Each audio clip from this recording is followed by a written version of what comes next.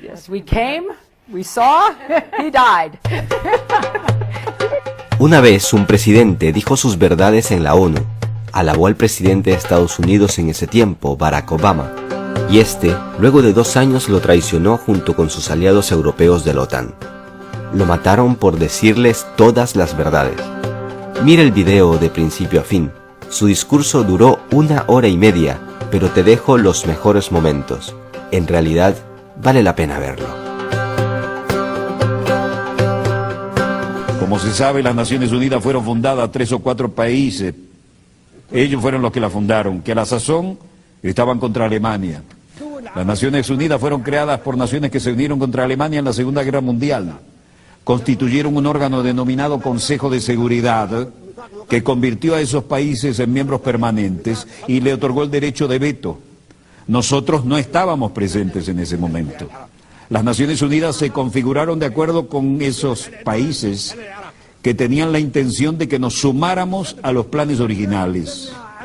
Esa es la esencia real de las Naciones Unidas cuando se fundaron hace más de 60 años. Eso sucedió en ausencia de unos 165 países a razón de 1 a 8. Es decir, 1 estaba presente y 8 estaban ausentes. Esos países redactaron la carta, de la cual tengo aquí una copia. Al leer la Carta de las Naciones Unidas, se puede constatar que el preámbulo de la Carta difiere de sus artículos. ¿Cómo surgió la Carta? Todos los que asistieron a la Conferencia de San Francisco en 1945 participaron en la redacción del preámbulo, pero dejaron los artículos y el reglamento interno del llamado Consejo de Seguridad en manos de los expertos, los especialistas y los países interesados, países que habían establecido el Consejo de Seguridad, los que se habían unido contra Alemania. El preámbulo es muy atractivo, nadie lo objeta, pero todas las disposiciones que aparecen después lo contradicen completamente. Rechazamos esas disposiciones y nunca las respaldaremos. Se volvieron obsoletas después de la Segunda Guerra Mundial. En el preámbulo, por ejemplo, se afirma que todas las naciones, pequeñas o grandes, son iguales. ¿Somos iguales en lo que respecta a los pueblos y en los puestos permanentes del Consejo de Seguridad? No, no lo somos. En el preámbulo se afirma por escrito que todas las naciones son iguales, sean pequeñas o grandes. ¿Tenemos nosotros derecho de veto? ¿Somos iguales? No. En el preámbulo se dice que tenemos igualdad de derechos, ya sean nuestros países grandes o pequeños. Eso es lo que se declara y lo que acordamos en el preámbulo. Por tanto, el veto en el Consejo de Seguridad contradice la Carta. No aceptamos ni reconocemos el veto. En el preámbulo de esta Carta se afirma que no se deberá recurrir a la fuerza armada, salvo en interés común. Ese es el preámbulo que acordamos y firmamos, y nos sumamos a las Naciones Unidas porque queríamos que esta Carta reflejara eso. Se indica que solo se recurrirá a la fuerza armada en interés común de todas las naciones. Pero ¿qué ha sucedido desde entonces? Han estallado 65 guerras desde la creación de las Naciones Unidas y desde la creación del Consejo de Seguridad. 65 guerras desde su creación, con millones y millones de víctimas, más que en la Segunda Guerra Mundial. ¿Acaso en esas guerras, así como la agresión y la fuerza se utilizaron en esas 65 guerras, responden al interés común de todos nosotros representados aquí?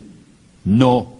Esas guerras se llevaron a cabo en aras de los intereses de 1, 3 o 4 países, pero nunca de todas las naciones. Hablaremos acerca de si esas guerras respondían al interés de un solo país o de todas las naciones. Esto contradice de manera flagrante la Carta de las Naciones Unidas que firmamos, y a menos que actuemos de conformidad con esta Carta de las Naciones Unidas que acordamos, lo rechazaremos y no temeremos hablar con nadie en términos que no sean diplomáticos.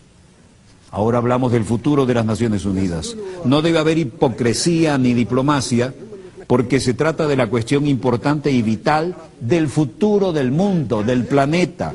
La hipocresía dio lugar a estas 65 guerras que han estallado desde la creación de las Naciones Unidas.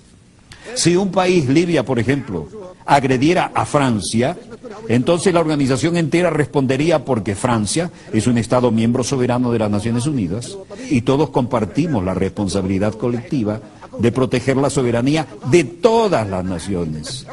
Sin embargo, se han emprendido 65 guerras de agresión sin que las Naciones Unidas hayan hecho algo por impedirlas. Otras 8 grandes guerras violentas cuyas víctimas suman unos 2 millones de personas han sido emprendidas por Estados miembros que disfrutan de los poderes de veto en el Consejo de Seguridad. Esos países que pretenden que creamos que tratan de mantener la soberanía e independencia de los pueblos, utilizan en realidad la agresión contra los pueblos. Ingresamos a las Naciones Unidas porque pensamos que éramos iguales, solo para comprobar que un país puede objetar todas las decisiones que adoptemos todos en la Asamblea General. ¿Quién le dio a los Estados miembros permanentes del Consejo de Seguridad esa condición? 4 de ellos se concedieron esa condición ellos mismos. El único país que nosotros en esta Asamblea elegimos con la condición de Estado miembro permanente en el Consejo de Seguridad es China. Ello se hizo democráticamente, pero los demás puestos nos los impusieron de manera no democrática a través de un procedimiento dictatorial llevado a cabo en contra de nuestra voluntad. Y no debemos aceptarlo. La reforma del Consejo de Seguridad que necesitamos no es la de un aumento del número de miembros, lo que solo empeoraría las cosas para utilizar la expresión común. Sencillamente perpetuaría la proliferación de la superpotencia. Por consiguiente, rechazamos que se aumente el número de puestos permanentes. La solución no es contar con más puestos permanentes, lo que sería muy peligroso. Aumentar las superpotencias aplastaría a los demás pueblos de los países pequeños, vulnerables y del tercer mundo, que se están agrupando en lo que denominamos el grupo de los 100. 100 países pequeños que se unen en un foro que un miembro ha denominado el Foro de los Países Pequeños.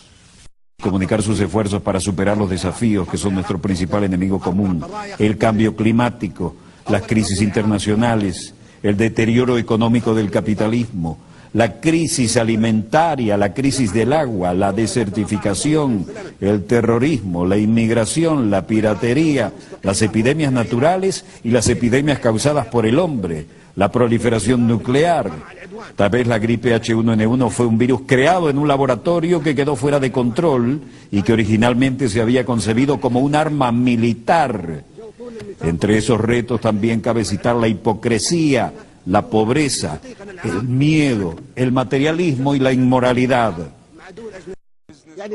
Ningún país tiene derecho a intervenir en los asuntos internos de ningún gobierno, sea este democrático o dictatorial, socialista o capitalista, reaccionario o progresista. Esto es responsabilidad de cada sociedad.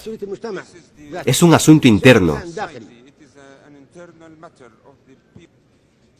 Si todos nosotros tenemos votos para decisiones importantes aquí en la Asamblea, y no solo el Consejo de Seguridad de la ONU, tendremos justicia y democracia.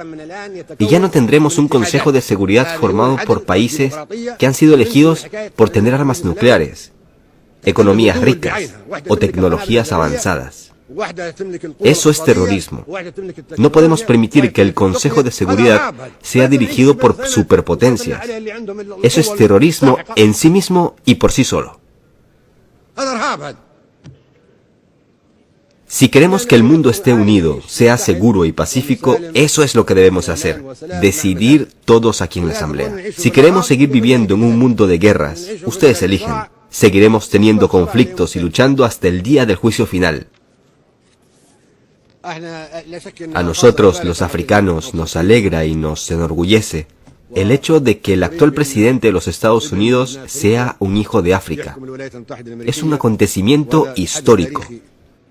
En un país donde en otros tiempos los negros no podían mezclarse con los blancos en los cafés o restaurantes, ni sentarse junto a ellos en el transporte público, el pueblo estadounidense ha elegido como su presidente a un joven negro, el señor Obama, de ascendencia keniana. Eso es algo maravilloso, de lo cual nos sentimos orgullosos. Es el comienzo de un cambio. Sin embargo, en lo que a mí respecta, Obama es un alivio temporal para los próximos 4 o 5 años. Me temo que después tengamos que volver a empezar desde cero.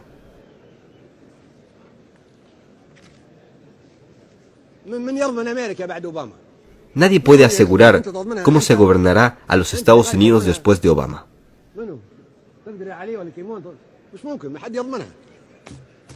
Estaríamos contentos si pudiera ser el presidente de Estados Unidos para siempre.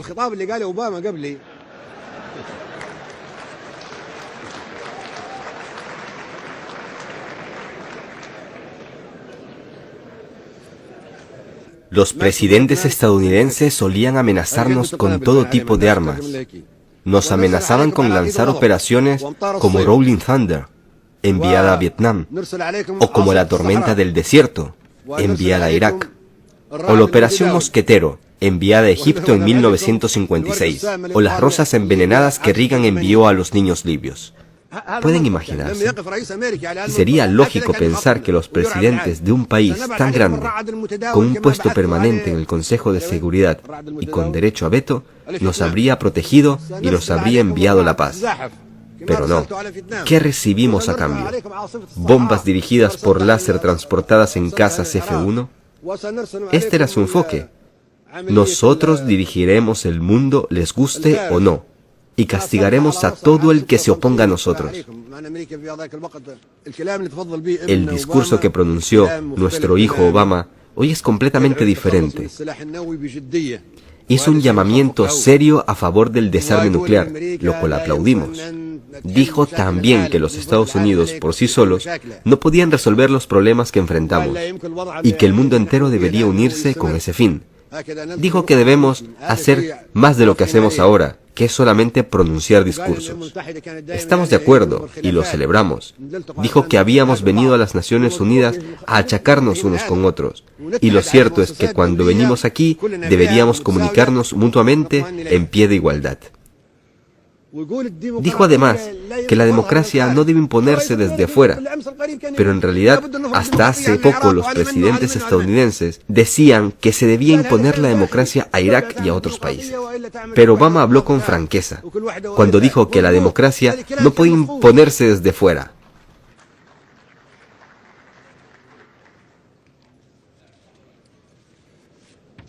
¿Alguien puede responder si es mejor que el mundo esté tan polarizado? Pedimos un mundo en que grandes y pequeños seamos iguales. En lo que respecta a la situación en Palestina, la solución de crear dos estados es imposible, no es práctica. Actualmente hay una superposición completa de esos dos estados. La partición está condenada al fracaso.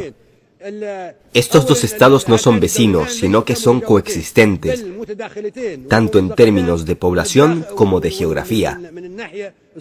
No se puede crear una zona de amortiguación entre los dos estados, porque hay 500.000 de colonos israelíes en la ribera occidental y 1 millón de palestinos árabes en el territorio conocido como Israel.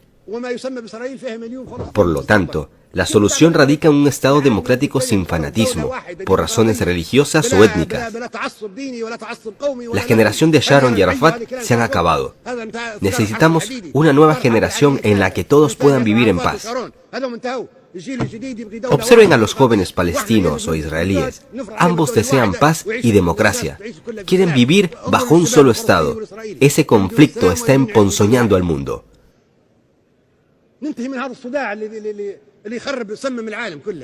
En realidad, la solución se encuentra en el libro blanco que tengo aquí. La solución está en Isratina.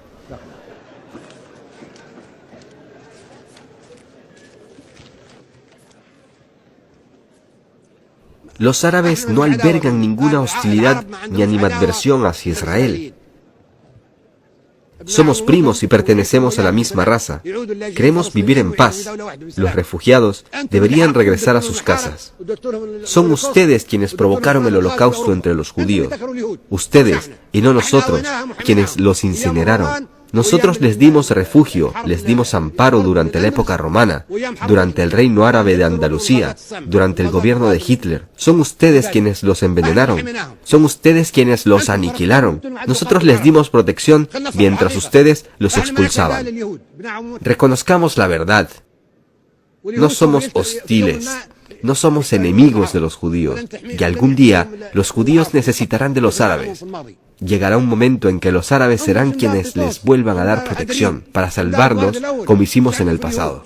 Son ustedes quienes odian a los judíos, no nosotros.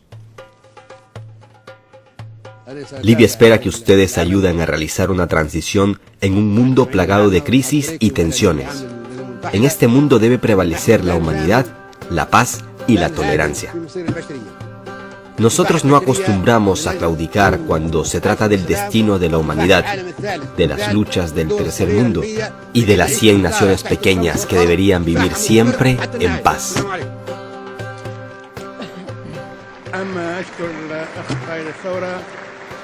رئيس الاتحاد ملك ملوك افريقيا على كلمته.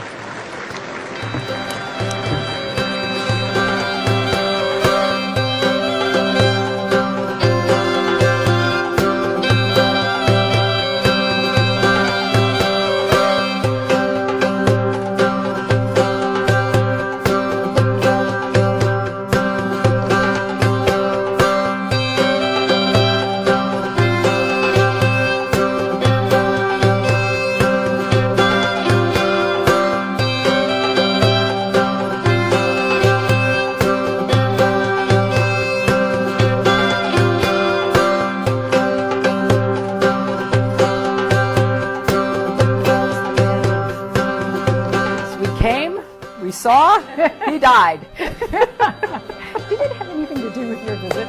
Oh, I'm sure it did.